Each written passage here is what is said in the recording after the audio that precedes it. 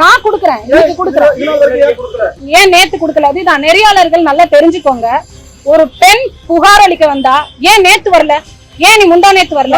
மீட்டூல போய் ஒரு நிமிஷம் சார் ப்ளீஸ் வெயிட். மீட்டூல ஒரு கம்ப்ளைண்ட் கொடுக்க வந்தா ஏன் ஒரு வருஷமா சும்மா இருந்துட்டு குடுக்குறீங்க? ஏன் டிவோர்ஸ் ஃபைல் பண்றீங்க? ஏன் 10 வருஷம் கழிச்சு டிவோர்ஸ் பண்றீங்க?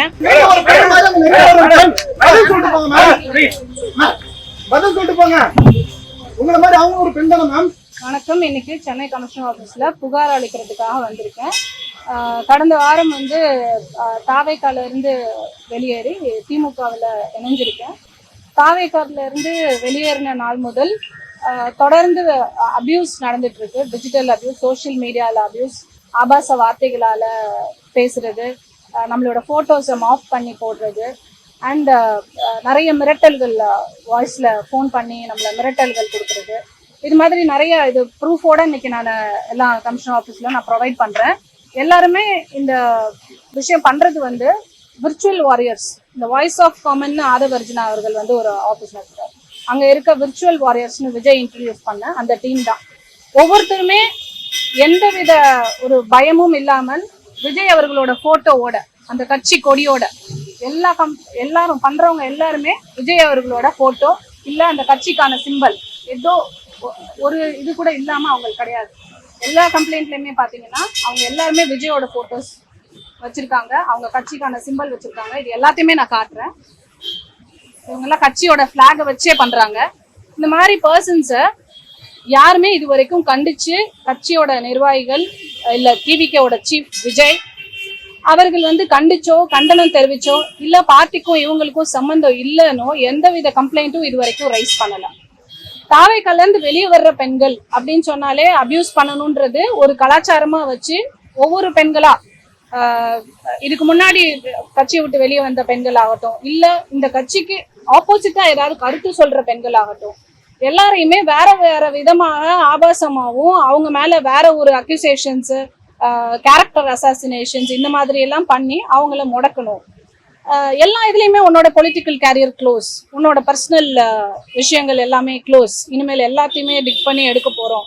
இந்த சிபிஐ என்கொயரி பண்ற மாதிரியும் என்னமோ நாங்கெல்லாம் அரசியலுக்கு வர்றோமா இல்ல நாங்கெல்லாம் தப்பு தண்டா பண்ணி வந்தோமா? கடந்த ஒரு வருடத்துக்கு மேல நம்ம தாவேக்கால இருக்கோம். அன்னைக்கெல்லாம் உங்களுக்கு என் மேல எந்த அக்யூசேஷன்ஸும் இல்லை. அன்னைக்கு அக்காவா தெரியும். கட்சியை விட்டு வெளியே வரும்போது உங்களுக்கு இத்தனை விதமான அக்யூசேஷன்ஸ் கொடுக்கணுன்ற அளவுக்கு வரீங்கன்னு சொன்னா இதெல்லாம் கண்டிக்க வேண்டிய கடமையும் பொறுப்பும் தாவேக்கா தலைவர் விஜய் அவர்களுக்கு உண்டு. தார்மீக பொறுப்பு அவர் ஏற்கணும். இந்த அக்கௌண்டபிலிட்டி அவர் எடுத்துக்கலன்னா அந்த லீடர்ஷிப் குவாலிட்டியே, அந்த லீடர்ஷிப்ன்ற பேருக்கே வந்து ஒரு பெரிய கொஸ்டின் மார்க் இருக்கு. ஸோ இதை வந்து அவர் கண்டிக்கணும். அட்லீஸ்ட் நீங்க கண்டிச்சு ஒரு வீடியோவோ ஆடியோவோ ஆர் ஒரு லெட்டராது இதை வந்து நான் டினை பண்றேன், இது என்னோட பார்ட்டி பீப்புள் கிடையாது, இல்ல இந்த மாதிரி பண்றவங்கள நான் வந்து இவர் எப்பவுமே சொல்லுவாரு மரத்து மேல ஏறாதீங்க இறங்கினாதான் முத்தம் கொடுப்பேன்னு, அந்த மாதிரி நீங்க இதெல்லாம் பண்ணாதீங்க எல்லாருக்கும் முத்தம் கொடுப்பேன்னு கூட ஒரு அறிக்கை கொடுக்கலாம். ஸோ இந்த மாதிரி விஜய் அவர்கள் வந்து இந்த யங்கர் ஜென்ரேஷன் ஜென்சி கிட்ஸை வந்துட்டு கண்டினியூஸா இது மாதிரி ஒரு ட்ரெண்ட் செட்டிங்கை வந்து கொண்டு வந்துட்டு இருக்காரு. இது சமுதாயத்துக்கு, நம்ம கலாச்சாரத்துக்கு, தமிழ்நாடு பெண்களுக்கு இது ரொம்ப கேடான ஒரு விஷயம். இன்னைக்கு வரப்போற எனர்ஜி லாக்டவுன்ன்ற ஒரு அபாயத்தை விட தாவேக்கா ஒரு பெரிய அபாயகரமா ஒரு விஷயமா பாக்குறேன். இந்த மாதிரி விஷயங்களை, இந்த மாதிரி கலாச்சாரங்களை இன்டியூஸ் பண்ணி அதை ஆதரிச்சு விஜய் அவர்கள் மௌனம் காப்பது ஏன்? நேற்று இரவு டிஜிபி ஆபீஸ்ல வந்து ஒரு கம்ப்ளைண்ட் கொடுத்திருக்காரு பொன்ராஜ் அவர்களோட ஸ்டேட்மெண்ட்டுக்காக. நான் பொன்ராஜ் அவர்களுக்காக வக்காலத்து வாங்கியோ அவரோட ஸ்டேட்மெண்ட் கரெக்டுன்னு சொல்லியோ வாதாட வரல. அவரோட ஸ்டேட்மெண்ட் கண்டனத்துக்குரியது தான். பட் அவருக்கும் திமுகவுக்கும் என்ன சம்பந்தம்? திமுக நிர்வாகியா அவரு கிடையாது. எந்தவித இதுவுமே இல்லாம திமுக தான் இது எல்லாத்துக்குமே காரணம். எல்லாம் அவர் வீட்டுல ஒண்ணு நடந்தாலும் சரி, அவர் மனைவி கம்ப்ளைண்ட் கொடுத்தாலும் சரி, கட்சியை விட்டு யாரும் வெளியே வந்தாலும் சரி, எல்லாத்துக்குமே இந்த ஒரு கட்சி தான் காரணம் அப்படின்ற ஒரு பிளேம் அக்யூசேஷன்ஸை வந்துட்டு வச்சுட்டே வராங்க. இது தொடர்றது வந்து நல்லது கிடையாது. இதை வந்து சட்ட ரீதியா சட்டத்தையும் நீதித்துறையும் மதித்து இதை கம்ப்ளைண்டா கொடுக்குறோம். ஏன்னா வந்து இதெல்லாம் வந்துட்டு நம்ம போய் கரெக்ட் பண்ற இடத்துல நம்ம இல்லை. ஸோ சட்டம் தன் கடமையை செய்யும், நீதித்துறையை நம்பிதான் இந்த கம்ப்ளைண்ட்டை கொடுத்துருக்கோம். நன்றி. ஆமா ஆமா, அவர் தானே அதுக்கான அக்கௌண்டபிலிட்டி எடுத்துக்கணும். அவருக்கு கீழே இருக்க ஆட்கள் பண்றாங்க, அவருக்கு கட்சி கொடியை வச்சு பண்றாங்க, அவரோட போட்டோஸ், விசில் சின்னம் இத்தனையும் வச்சு பண்றாங்கன்னா அப்ப எந்த வித அத்தாரிட்டியோட பண்றாங்க? அவர் தானே அதுக்கு ரெஸ்பான்சிபிள். ஆமாங்க. நீங்க ஏற்கனவே பாஜக உங்களை பற்றி இப்ப நீங்க இருக்கக்கூடிய திமுக சார்ந்ததும் சரி, மற்ற கூட்டணி கட்சிகளும் சரி, ஆபாசமாகவும் அருவருக்கத்தக்க வகையிலும் நிறைய பேசியிருக்காங்க. உங்களுடைய இன்ஸ்டா ரீல்ஸ் வீடியோஸ்லாம் எடுத்து போட்டு ஒரு முன்னணி அந்த பத்திரிகை அதை பற்றி கூட ஆபாசமாக பேசியிருக்காங்க. அப்ப அந்த பேசியவர்கள் இல்ல, அது எல்லா கம்ப்ளைண்ட்டுமே எடுத்திருக்கேன். அந்த அப்போது அந்த கட்சி தலைவர்கள் நடவடிக்கை எடுக்கணும் ஏன் நீங்க சொல்லல? இப்ப ஏன் விஜய் சொல்றீங்க? எந்த கட்சி தலைசி பெண்களை ஆபாசமா பேசுறதும் ஒருத்தர கேரக்டர் அசாசினேஷன் நடிகைகளை பேசுறதும் வந்து தமிழ்நாட்டுல பார்க்காத விஷயம் கிடையாது. இது புதுசு இல்ல. அதுக்காக ஒவ்வொரு நடிகையும் வந்து என்ன நீ இப்படி பேசுவியா, என்ன நீ அப்படி சொல்லுவியா, இந்த பத்திரிகையில் இப்படி எழுதுவியான்னு நம்ம வந்து விளக்கம் கொடுக்க முடியாது. ஏன்னா பிசிக்கல் தவறுதலா ஒரு பத்திரிகைகள்ல எழுதுறது இது காலங்காலமா நடந்துட்டு இருக்கு. அதுக்கான விளக்கம் எல்லாம் ஒவ்வொரு நடிகையும் கொடுக்க ஆரம்பிச்சா பத்தாது. உங்களை பற்றி ஒருத்தர் பேசுறாரு, ஒரு பத்திரிகையில வருது, இப்போதைக்கு நெறியாளர் வந்து திமுக சேர்ந்திருக்கு, ஒரு நெறியாளர் பேசுறாரு. அதை வைத்து உங்களை ஆபாசமாக நிறைய நேரத்தில் செட் பண்ணாங்க. அந்த டைம்ல அந்த கட்சியை சார்ந்த தலைவரை கண்டிக்காத நாச்சியார் இப்பொழுது ஏன் தாவேக்காவை எந்த கட்சியை சார்ந்து எழுதினாங்க? இப்ப நீங்க திமுக இருக்கீங்களா? ஆமா, நிறைய இருக்கு. திமுக இருந்து எடுத்து எழுதுறாங்க அப்படின்னு சொன்னா திமுக தலைவர் மேல நம்ம கண்டனம் தெரிவிக்கலாம். யூடியூப்ல உட்காந்து பேசுறவங்க எல்லாம் அந்த சேனல்ல உட்காந்து பேசுவாங்க, இந்த சேனல்ல உட்காந்து அதெல்லாம் பார்த்து அதுக்கெல்லாம் ஒன்னொன்னுக்கும் கம்ப்ளைண்ட் எல்லாம் நம்ம ரிப்ளை கொடுக்க முடியாது இல்லையா? ஒரு விஷயம் உங்களுக்கு பரவுது, அந்த விஷயத்தை போட்டு இதுதான் நாச்சியார் அப்படின்னு சொல்லிட்டு நீங்க சொன்னதெல்லாம் நான் பார்த்தேன். பட் வந்து நான் திருப்பியும் ஒண்ணு சொல்லிக்கிறேன், ஒரே நிமிஷம். நான் இன்னைக்கு இந்த கம்ப்ளைண்டோட எல்லாத்தையுமே நினைச்சிருக்கேன். இந்த யூடியூப்ல உட்காந்து நான் வந்து உங்க எல்லாருக்கும் தெரிஞ்சதுதான், இந்த பஸ்ல தொங்கிட்டு போற பசங்களை வந்துட்டு அடிச்சு அந்த ஒரு கேஸ் ஆச்சு. அதுல கைதான இந்த அரெஸ்ட் போட்டோஸ் இதெல்லாம் வச்சு இவங்க வந்து இதுக்காக அரெஸ்ட் ஆனாங்க, அதுக்காக அரெஸ்ட் ஆனானுங்கன்னு சொல்லிட்டு போலியா எனக்கு ப்ரூஃப் இருக்கு, சோர்சஸ் இருக்குன்னு 4 பேப்பர் கொண்டு வராங்க. ஓகே, 4 ப்ரூஃப் இருக்கு, சோர்சஸ் இருக்குங்கவங்க யூடியூப் சேனல்ல உட்காந்து பேசாம நேரா கமிஷனர் ஆபீஸ்ல வந்து கம்ப்ளைண்ட் கொடுத்து என் மேல அக்யூசேஷன்ஸ் இருக்கு, இல்ல இந்த பெண் தவறானவங்க, இந்த பெண் மேல இவ்வளவு புகார்கள் இருக்கு, இவங்க வெளியில நடமாடவே கூடாதுன்னு கூட கம்ப்ளைண்ட் கொடுங்க. I am ready to face. என் மேல அக்யூசேஷன்ஸ் இருக்கா, யாரையும் பயந்து ஓடி போயோ இல்ல எந்த கேள்விக்கும் இந்த கேள்வி என்கிட்ட கேட்க கூடாதுனோ என்னென்ன கேள்வி கேட்க போறீங்கன்னு மீடியால கேட்டுட்டோ பேசுற பெண் நான் கிடையாது. I am not a virtual warrior.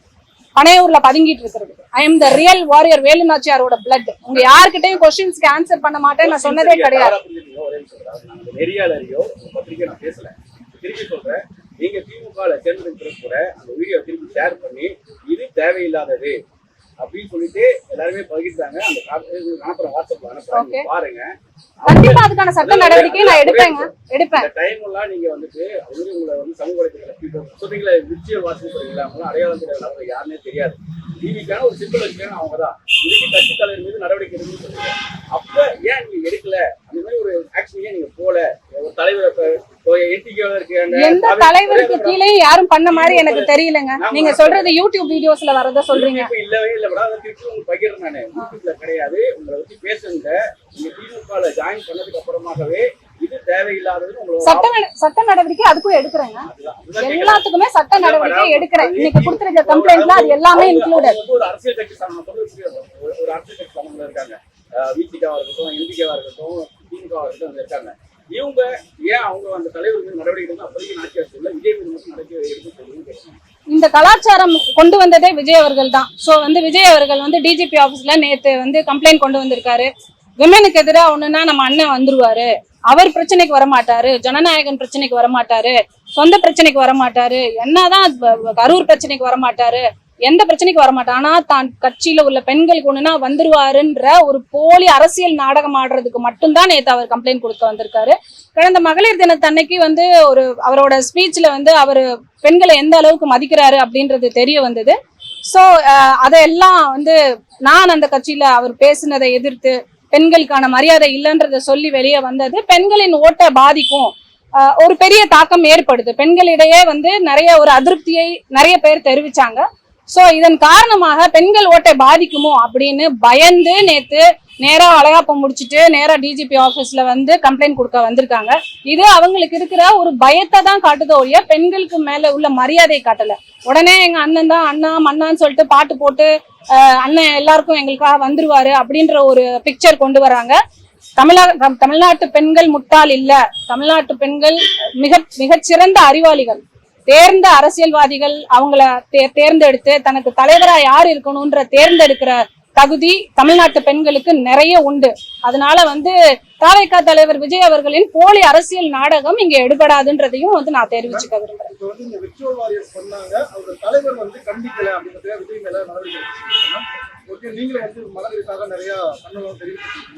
இதே வந்து 2 வருஷத்துக்கு முன்னாடி அமைச்சர் பொன்முடி வந்து அது மாதிரி பெண்களை குறித்து அவதூறா பேசினாரு. சார் ஒரே நிமிஷம் இருங்க, நான் சொல்லிக்கிறேன். இன்னைக்கு நீங்க you don't please don't break. இன்னைக்கு நான் இந்த கமிஷனர் ஆபீஸ்ல கம்ப்ளைண்ட் கொடுக்க வந்தது. விஜய் வந்துட்டு கம்ப்ளைண்ட் கொடுத்துட்டாரு, இதனால நிறைய பெண்கள் வந்து சப்போர்ட் பண்றாங்க, அது வந்து போலியானது கொடுத்துட்டாரு, நீங்க வந்திருக்கீங்க அப்படிங்கிற ஒரு கேள்வி எழுதுது.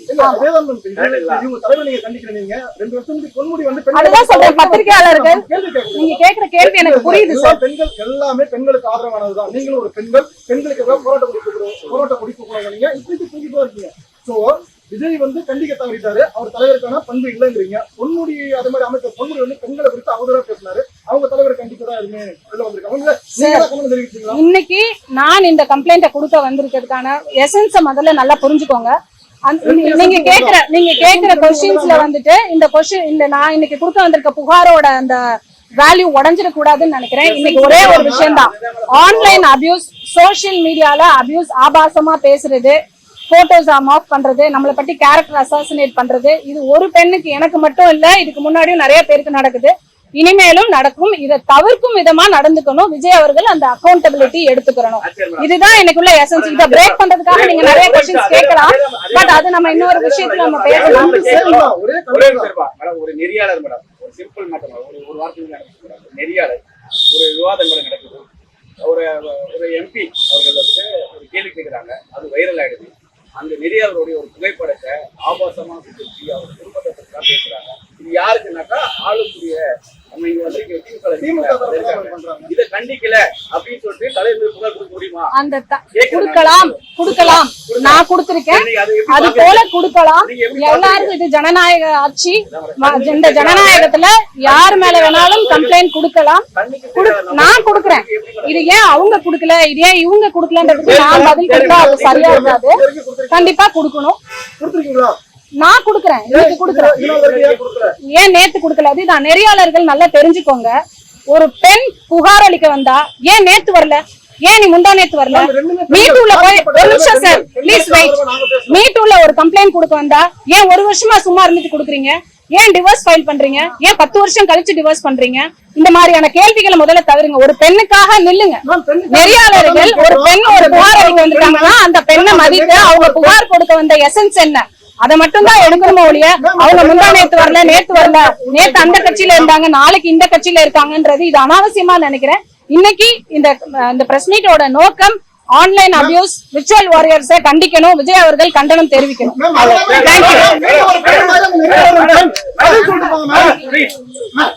பதில் சொல்லிட்டு போங்க. உங்களை மாதிரி அவங்க ஒரு பெண் தானே மேம்?